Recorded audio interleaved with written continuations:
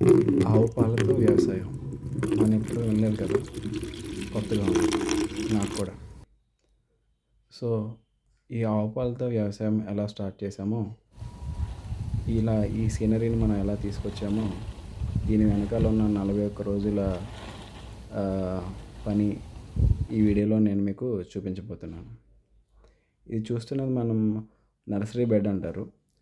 దీనిని మట్టి, ఆవు పేడ, వేపపిండి ఇలాంటి న్యాచురల్ ఐటమ్స్ అన్నీ కలిపి ఒక బెడ్లా ప్రిపేర్ చేసుకున్నాం.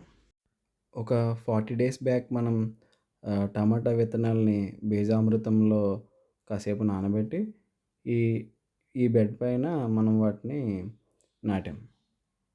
సో నాటినవన్నీ ఇలాగ తర్వాత మొక్కలయ్యాయి. ఈ శాప్లింగ్స్ అన్నిటిని ఈరోజు మనం కలెక్ట్ చేసుకుని ఈ బెడ్ నుండి సపరేట్ చేసి వేరే చోట, అంటే ఇవన్నీ కొంచెం పెద్దవయ్యేలాగా మనం ఒక ఒక ప్లేస్ని మనం ఎంచుకొని ఆ ప్లేస్లో ఈ శాప్లింగ్స్ అన్ని నాటడానికి మనం ఈరోజు చేస్తున్నాం.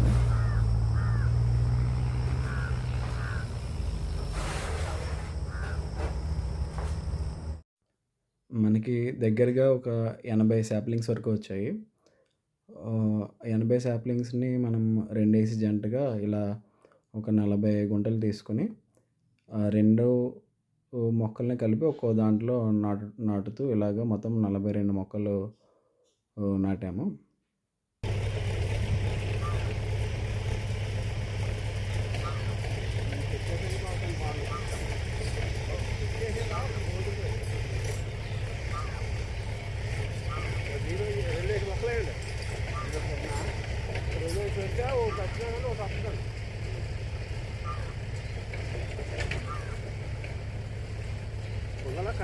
కప్పెట్టేస్తే నీళ్ళు వస్తే బాగా సైకిల్ కొట్టుకోవచ్చు.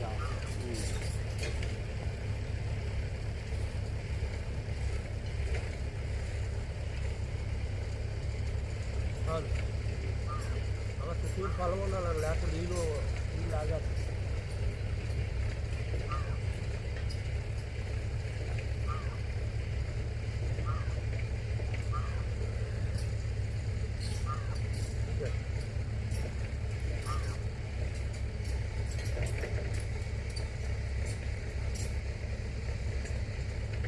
ఇలా కలర్ వస్తుంది కదా, చూడే పెరిగింది ఎలా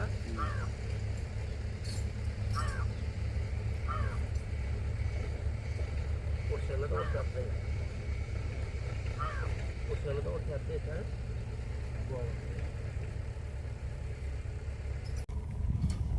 ఆవు పాలలో మొక్కకు కావాల్సిన చాలా పోషకాలు ఉంటాయి.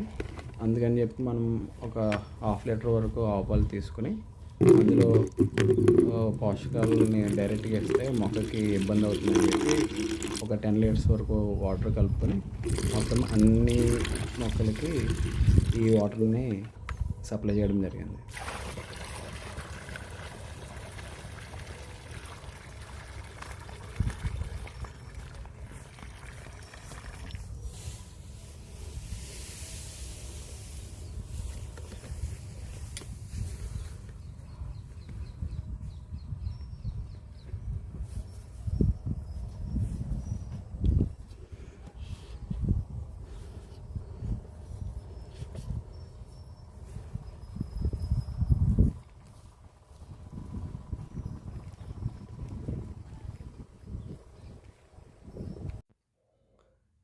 ఇది మన ఊర్లో మనం తరచుగా చెరుకు రసం తాగుతూ ఉంటాం కదా, దాని నుండి వచ్చిన పిప్ ఇది.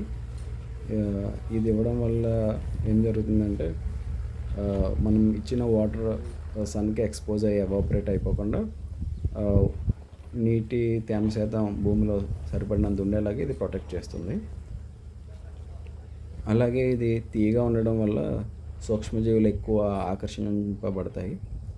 తద్వారా సాయిల్లో ఫెర్టిలిటీ కూడా బాగా పెరిగే అవకాశం ఉంటుంది. ఇది స్టార్టింగ్ స్టేజ్ కాబట్టి మొక్కకి బాగా బలాన్ని కూడా మనం అందించిన వాళ్ళు అవుతాం.